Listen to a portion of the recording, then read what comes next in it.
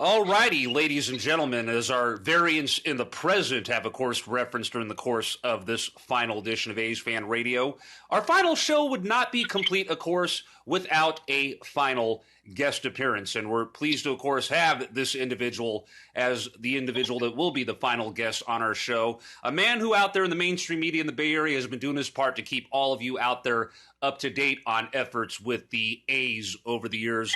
Our good friend, Casey Pratt. Casey, how's it going, man? And thank you for joining us as part of this interview for the final edition of A's Fan Radio. Yeah, I can't believe this is the final edition of A's Fan Radio. The A's are going to be stuck here till 2028 anyways. You guys can do 3 more years, no big deal. And also, like, this is my first invite to A's Fan Radio. You guys have been on forever. I've been around forever. How have we not done this already? Hey, man, who knows at this point, but I'm glad we're finally getting a chance to do it now, at least. Because me and you have talked before, and I don't know why, because our interests have aligned as far as wanting to keep the team here, especially in Oakland, but at the East Bay. But it hasn't happened. I don't know why, but it's kind of a somber time to bring you on. I wish we could have brought you, with things on the up and up, and we had 97 win teams and stuff, though. But these are the breaks, man. Yeah, man, I know that there is a lot better times that we've all been experiencing than this. This is about the darkest timeline as I think we'll ever have with this franchise, and we'll see what happens, man. We'll see what happens. Yeah, it's going to be real interesting to see ultimately what goes forward with all of this. Casey, real quick, we've obviously in the past on the shows have shared how Bauce and I, basically our background on how we ultimately got into wanting to do broadcasting, regardless if it was our main interest or a little side gig. What was your inspiration to ultimately become the sports broadcaster that you are now known as today? Well, what's crazy is my goal in life, like my career goal, was to be an A's beat writer. It's all I ever wanted to do. And so I went to school for journalism. I actually learned print journalism at SF State. And then my boy Larry Beal got me an internship at ABC7, which is where I learned how to do TV.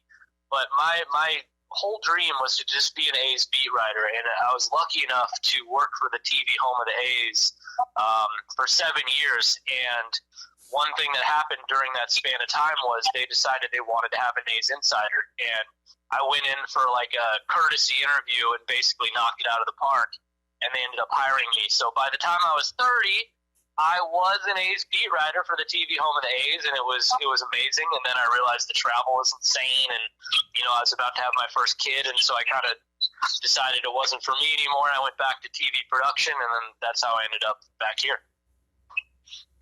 Wow. Well, man, I just wanted to first off just congratulate you on your success. I mean, you're always a joy. Even if you got to be delivering bad news, I appreciate you, man. So I just want to start off and just always give anybody props, especially you from the area, man. I'm partial to people who are from the East Bay, so we all got to stick together and rock together. So I'm proud of what you've done, even though the circumstances ain't ideal. I wanted to ask you, man, with you being a young guy in this field, and just for a lot of young people that might want to take your career path, what's the single most challenging thing in this journey for you? It's a good question. I mean, I'm actually 41, so I'm older than I look, but I am. Same age as me.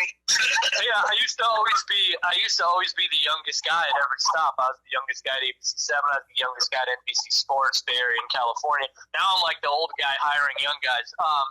But, the most challenging thing for me was really just finding a way to kick the door open. Like, my advice for anybody listening that is interested in broadcasting in any way, shape, or form is, everybody wants to be on air. There's a million people that want to be on air, but there's a few people that really understand that nothing happens without the production people or the directors or any of that stuff. So when I got to ABC, my goal was just like, teach me how to print scripts, teach me how to run prompter, teach me how you're doing that. What are you doing there? And they'd have to kick me out of here every night because I wouldn't go home. I wanted to learn everything.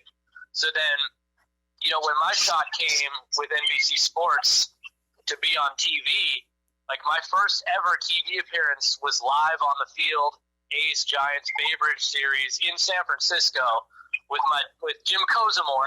And I just crushed it. Like, I knocked it out of the park. They would show other insiders that clip when they were teaching them how to do TV, and it was because I learned how everything worked from the inside out. So by the time I got on TV, I knew exactly, like, what to do, how long to talk, where to look, like, everything. It just was all built into me because I learned how to be a producer before I ever appeared on camera. What do you know? Another situation where I'm the young buck in this group at 38 years old. Something that Bauce and I, and obviously others that are, sports-oriented fans and whatnot on there, have talked about, between ourselves on our shows and over the years, our quote-unquote sports bucket list. You got to actually check Tightwad Hill off of your bucket list last year.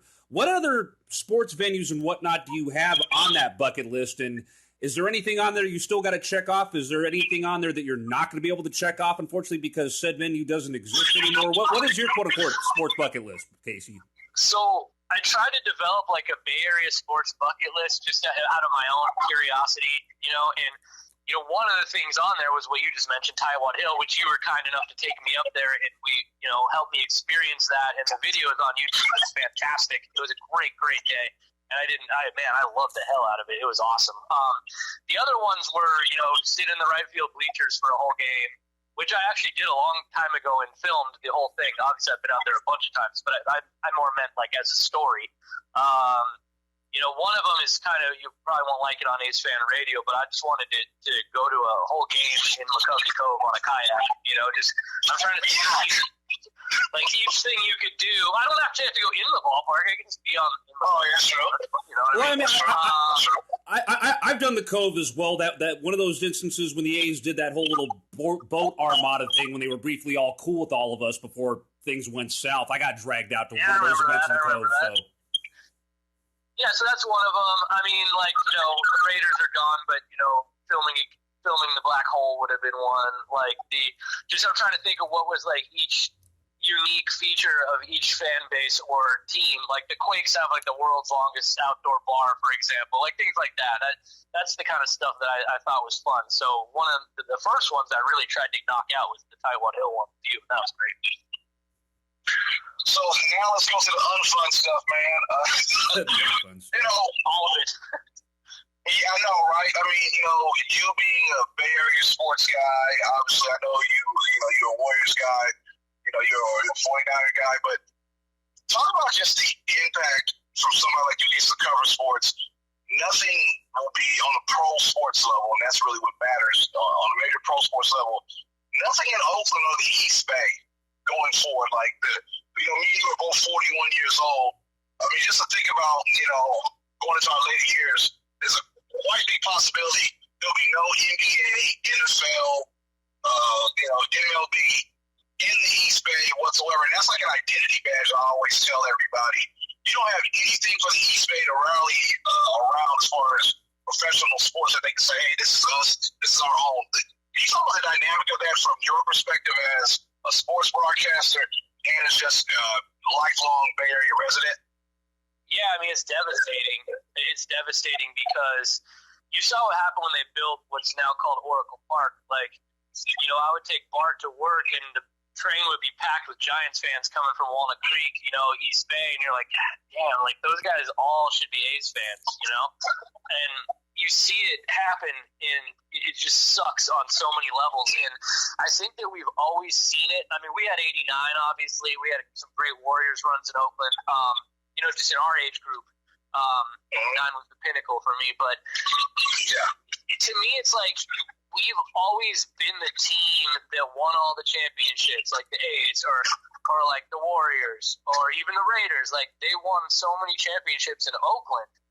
And still always felt like we were second fiddle in so many ways in the mass media's eyes. So I think what that did was it made a tighter bond amongst people like us. Like, I could run into you, Bauce, and we'd probably talk for like 2 hours, you know what I mean? Like, just because we relate so much on that level, like, we know the crap that we've dealt with for years, even though there's 4 championships here, the Giants hadn't won anything before 2010. Yet, the A's were always second fiddle, and it's like, come on. Like, just make it make sense. It never made sense. And I think that what people don't realize is we grew up arguing with our friends nonstop. A's, Giants, Niners, Raiders, Niners, Raiders. And it was like, it was like, it was all in good fun, but you spend so many hours debating vigorously, like, the merits of the A's versus the Giants. Like, me and my friends nonstop, we're talking crap to each other. And so it's just like, it's just built into you in a way where I don't think people quite understand. I think Giants fans look at the A's almost as like a sympathetic figure. I think A's fans will never, if you're a real A's fan, go to Oracle Park and be a Giants fan if this team ends up moving. It'll not happen. They'd much rather just not watch baseball at all at that point. Oh, yeah. I can definitely relate, by the way, to the whole little back and forth, especially on the Raider-Niner fan side, growing up in a household where basically you either were a Raider fan or a Niner fan. So those conversations were always interesting. Casey, everyone obviously knows your stance and all the content you've put out there over the last several months in regards to the way things have played out with this whole situation with the A's. Everyone has known mine and Bauce's stance for a long time on this matter. And, you know, folks like Brody Brazil as well, another individual that's been great on keeping everybody informed. As far as, like, your other colleagues, not just with in ABC7, but anybody else you've talked to out there, locally and national media, what is kind of the whole vibe amongst them about this whole situation that the A's are putting themselves through right now? Well, I think, like, you know, I told you my journalism training is, you know, I have a journalism degree. Like, I was trained to be a print journalist. You're never supposed to make yourself part of the story. You're never supposed to, you know, use your opinion on matters.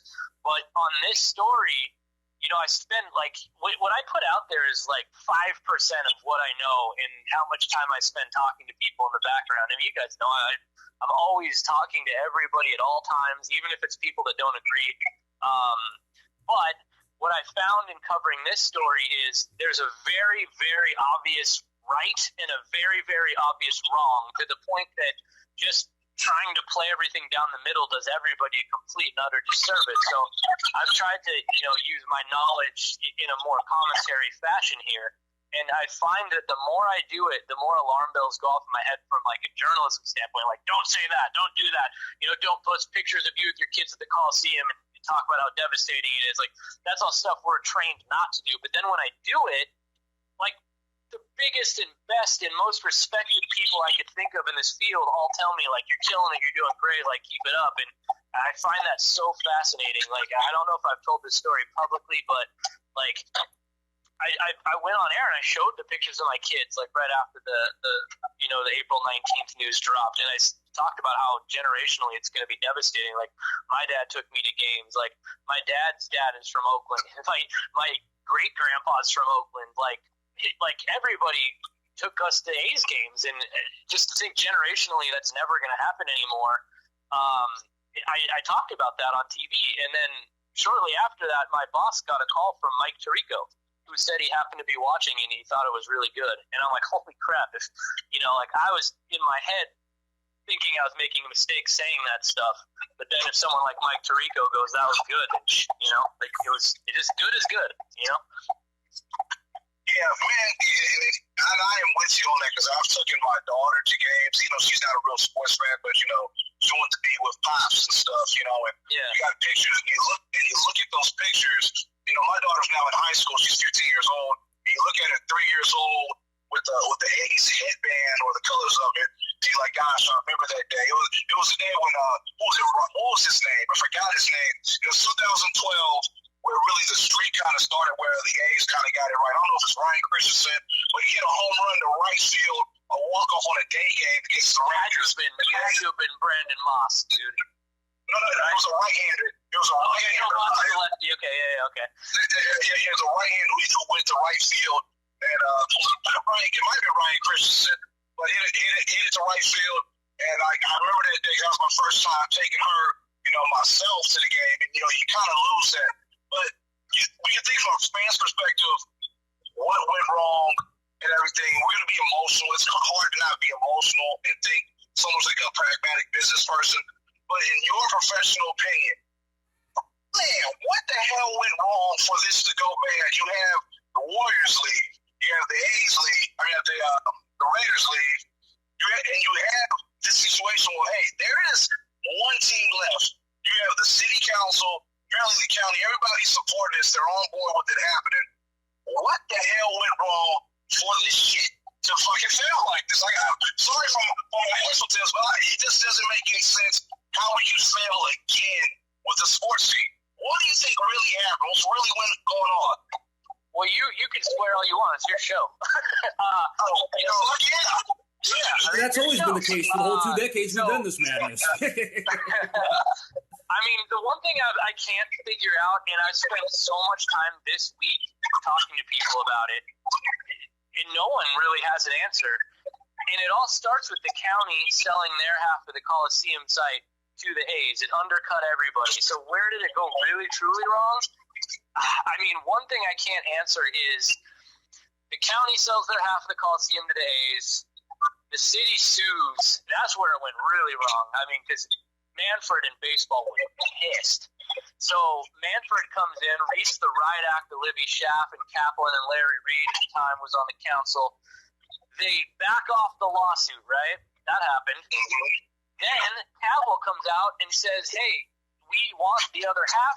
We will buy the other half for you, and as part of that, we will not look at any other markets for at least 6 months. The city says, okay. The city council starts drafting the paperwork to sell the half to the A's. This is like June 2020. What happened after that?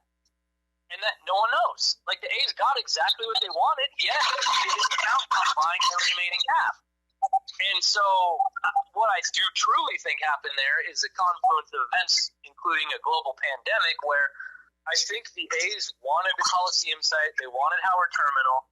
They got what they wanted, but then they were fresh out of money. They got hammered. The Gap stock, like, they weren't paying Coliseum rent. They weren't paying Gap rent. They tried to not pay minor leaguers. They furloughed their entire staff. I mean, so I think maybe they either ran out of resources to get across the finish line, or, and this is a big one, they realized that if they control both the county and city's side of the Coliseum, they'd have 100% control over the Coliseum and Howard Terminal, at which point nobody could reasonably look at them and say, hey, you can look at Las Vegas now, because you got everything you wanted out of Oakland. You can't look at Vegas.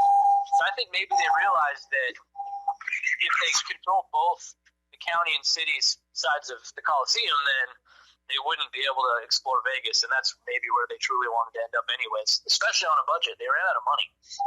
Yeah, well, you know, it's funny because you're saying that because from what I've heard is that during the they had an E&A with the city, as you know. I think that was in 2018. They had one.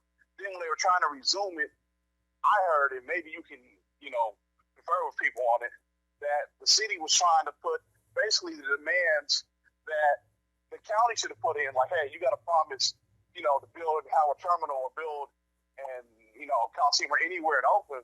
Otherwise, you can't get it. And I heard the A's balked at that. I mean, do you think there's any relevancy to that, or is that just, in your mind, speculation? I think it could absolutely be relevant, because that's a very common thing. It's a very common thing to put a contingency in a land deal where you say if you don't use this land, it reverts back. The county didn't do it. The city may have wanted to, and the A's didn't want anything to do with it. And that might be why the county didn't do it. It might not just be they forgot to do it. It might be that they brought it up, and the A's were like, hey, no, we're not signing crap unless you take this out. So, yeah, I mean, I could see that, absolutely. I definitely could. I don't know for sure, though. I mean, what's interesting is, like, where they were at in 2018 versus where they were in 2020 were completely different worlds. And what happened in 2020 when the city finally came around and said, well, yeah, sure, we'll give you our half of the Coliseum site, too. Then suddenly the A's didn't want it anymore. Too much went down. And you could track this back. I mean, I'm talking about, like, recent stuff, like where I think it went terribly wrong, and the county selling their half and the lawsuit that followed were majorly damaging. But just look at Bud Selig. I mean, Bud Selig is the reason we're in this mess completely. He sold the team to his frat buddy under the pretenses they would clear San Jose. Then they never really cleared it. Then that led to lawsuits, and that wasted so much time. And if he had just sold the team to someone like Joe Lacob or, you know, Bob Puccinini, these are really good potential owners.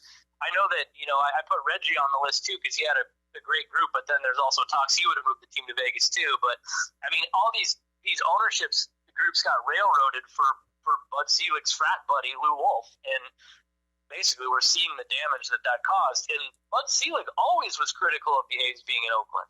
I mean, there's comments from him even after the A's had won 4 championships here and the Giants won none, saying that one of the greatest mistakes baseball made was having the A's come to Oakland and essentially invade the Giants market. So it was almost like baseball always had it out for Oakland, and it was just too much to recover from. A lot of the stuff you've happened to bring up are subjects that myself, Bauce, and other members of the cast have touched on multiple times over the years. The whole Lou Wolf situation, myself and others during the original run of this show from 03 to 07 blew up about that whole way that situation got dealt with as well, and always felt that it was an entire situation that was wasted and ultimately prevented things from getting done here in Oakland. Speaking of Oakland sports-related matters, you were actually one of the few individuals that had advanced knowledge of the Oakland Ballers, which are going to be part of the Pioneer League next year. Myself and Bauce, we kind of know what it's like at times to be quote-unquote cursed with knowledge that the public doesn't know. How does someone like yourself out there, like some advice out there to any up-and-comers in this field that are wanting to get some advice, how do you yourself handle a situation like that where basically you're waiting for the right time for the knowledge to be dropped, or, you know, some other knucklehead to be the one that breaks the news, so you're not the one blamed for it but being put out there? Guys, like, the baller thing was awesome, but I knew that Meritau went to Seattle like way before it was reported, and I couldn't say anything about that. That one actually hated me because I knew like Ken Rosenthal was going to scoop it at some point, you know, but I had to sit on it. I couldn't say anything. I knew when they went. Like, I had that one way before it came out. But with the Ballers, so this is an interesting lesson in our industry, because when I first got started, like, I've been following this very closely for a very, very, very long time. But when I first really started going like hardcore on it, when I got really frustrated about how I saw it playing out, what I did was I just started going after everybody. And so, you know, it started out with me just being a pest, like a constant pest. I was harassing everyone all the time. And eventually it turned to the point where I was, you know, making so much noise and doing numbers, or I don't know, whatever you want to call it. It got to the point that people started coming to me instead. You know what I mean? Like, so I used to have to like scratch and claw and scrape and go after everybody until so many people started seeing what was happening, and then people started going like anything going on, they'd come to me first, you know? And so it became a situation where even if some news dropped that I didn't know about, I'd probably look at my phone and have like 5 DMs and like a bunch of messages and probably 3 or 4 texts, you know? Like, so even if I'm not paying attention, as soon as something happens, I'll have it, because it just comes to me now, which is really weird. It's not at all how you're used to things working in this business, I'll tell you that. But the Ballers thing was interesting because one day I got a message saying somebody really wanted to talk to me, and I ignored it because I was busy. I think it was like the reverse boycott that day or right after. Then somebody came into my office like with a phone and said, "Hey, this person really wants to talk to you. They can't tell you what they're talking about." So what ended up happening was that person was Paul Friedman of the Ballers, the co-founder. And so he just wanted to just kind of pick my brain, just run some ideas by me, just talk to me about what was going on with the A's. Because again, remember, this is like right after the reverse boycott, when everything was like just at a frenetic, crazy pace. And so I ended up, you know, just being friends with him. Like we hit it off, just like I was talking about with Bauce. Like, you could run into an A's fan anywhere, and you'll just end up like talking for hours and just being instant friends, just because you know exactly what we've all lived through. Mm-hmm.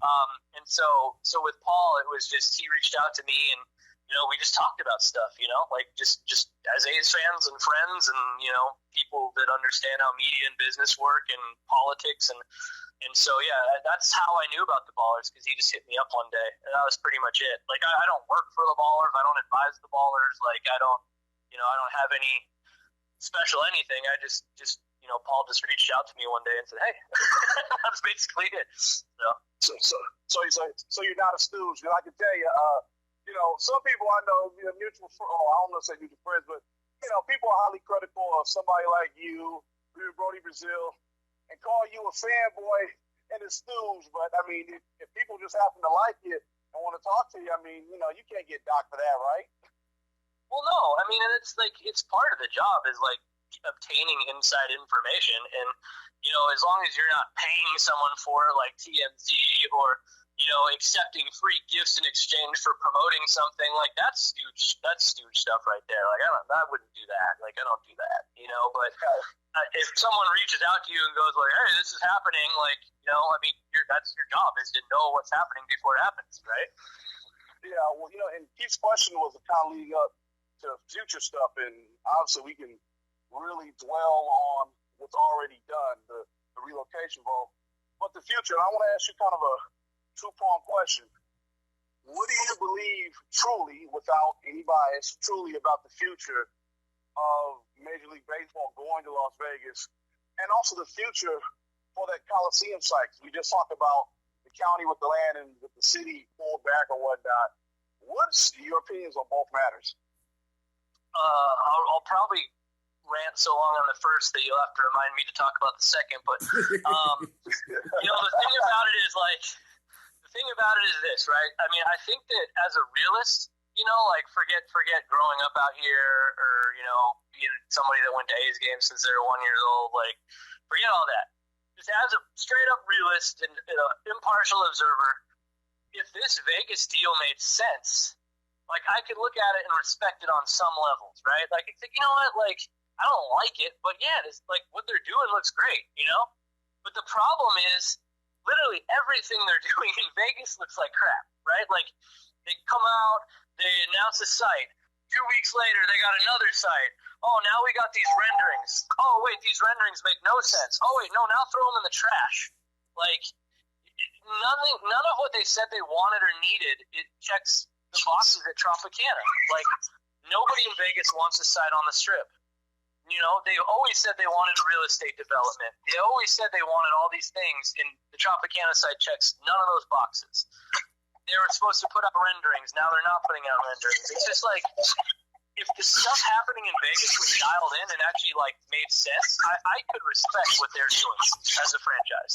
The problem is none of it adds up, and I think that's why it hurts so bad. It's like, it doesn't make sense. Like, they got everything they wanted out here, and they left for what? We don't even know what. Like, we haven't even seen a fake picture of what they're trying to make. Like, so that's what hurts me. I think from a fan standpoint is if it added up, okay, I can understand, but I don't understand because none of it adds up. As far as the Coliseum side, bro, I mean, it's a disaster of epic proportion. I don't know what they do with that.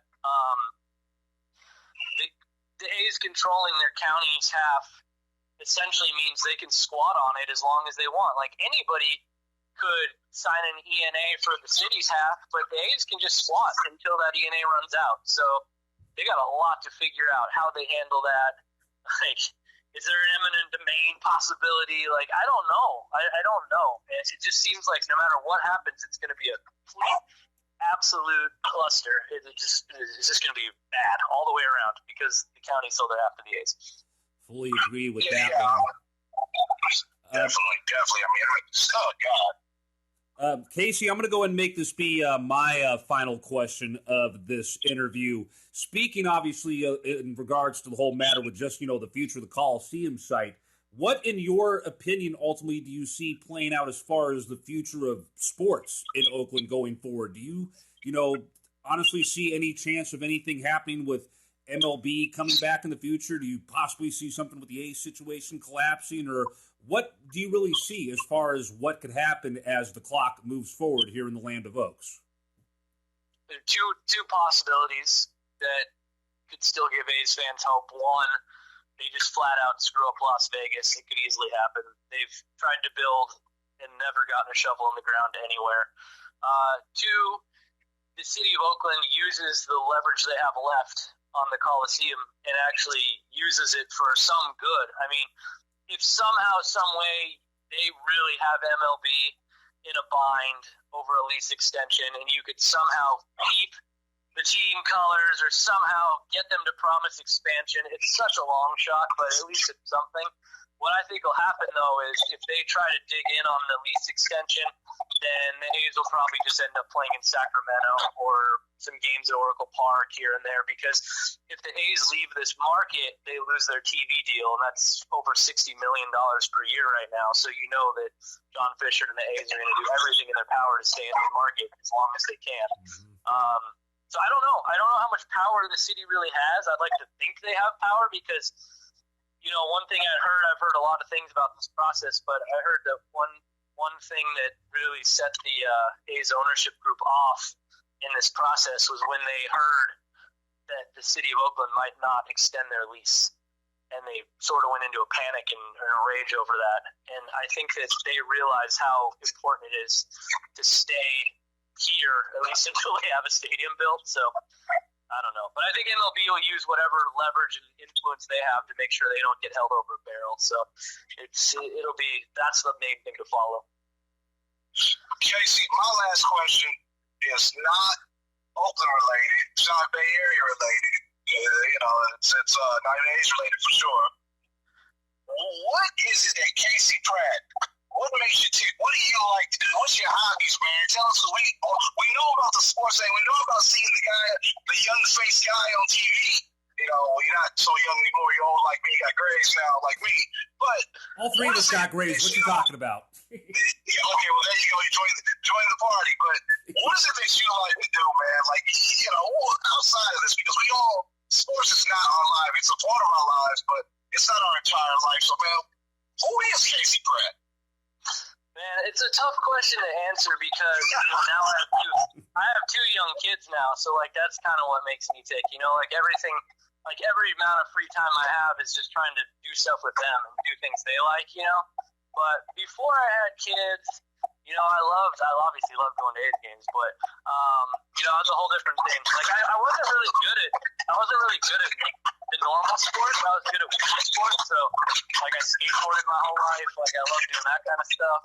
Yeah, man, it's a hard question to answer because it's two different worlds.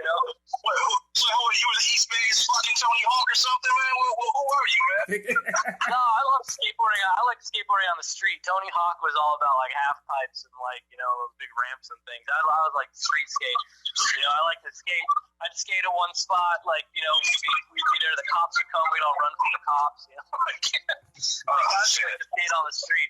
As sirens go by Dubstep Studios, by the way, here at the end of the interview. What's funny, Casey? It's funny. I tried to skateboard, right? Because I had a roommate. I was still in Southern California, so the first week of school, I'm like, man, that's a far ass walk to get to from the dorms to the to class. I tried to skateboard. I did one day of that shit. Man, I must have hit a divot or something in front of everybody. I busted my ass. I said, you know what? I'm gonna have my black ass not do no skateboarding anymore. That was it for me, though, man. So I had no skills, man. You gotta learn how to fall and take pain. My wrists are still all messed up from falling so much. But even before I worked here at ABC, when I was at NBC Sports, we didn't have a parking garage, so I would park in the alleys behind our work. And then every 2 hours, I'd set a timer because I had to move my car. I'd grab my skateboard and I'd bomb to the car. I'd bomb back to the studio. And so even recently, I still skateboarded all the time, but mostly just to move my car fast. Okay, I understand. I get it, man. Well, that was it for me, man. I just wanted to thank you for coming on. Sorry it took so long, man. You've been so goddamn great, and I hope that somehow we keep the contact and maybe in the next decade of life we get surprised and Oakland has some pro sports comeback or something that we can all rally behind. So again, appreciate you, man. You're wonderful. Keep it up, and I'm always going to support you, man. I appreciate it. I know we always talk in the messages all the time, and to me, like talking to you, talking to Keith, talking to all the people I talk to all the time. Obviously, that is another good answer. That's kind of what drives me too, but. What I learned in this process, watching the A's get ripped away from us, and I'll leave it at this, is, it was never about the A's. It was about, who I was watching the games with. It was about going with my dad or going with my daughters or, sitting in right field with Jorge Leon in the 68s or sitting in left field with Last Dive Bar or, it was always about that. To me, I realized, it wasn't the A's the whole time. It was the people, man. And so that's the kind of thing I'm kind of thinking and leaning in on a bit right now, because it's the only way to really get over how crappy this whole situation is. But I realized, man, it was always about the people. You know, it was always about going with family and friends. And, like, you know, in college, me and my wife, before she was my wife, we had season tickets. We'd go sit in the bleachers all the time while we were, you know, skipping out classes at SF State. And I just feel like that was the main takeaway for me when I really reflected on the whole situation. It's about these conversations we're having right now. And it's always been about that. So, you know, whatever happens in the future, you know, we have each other. And maybe if you want to go check out the Roots or the Ballers, it's not going to be the same, but, you know, it'll be the people. You know, the people will be there, and that's all that matters. Hey, there's ultimately a reason why the A's fandom got dubbed the family at one point. Casey Pratt, ladies and gentlemen, you can, of course, follow him on Twitter, X, whatever you want to call the Bloody Damn Bird app at this point, at Casey Pratt, ABC7. And, of course, you can also subscribe to his YouTube channel to check out a lot more of his content over there.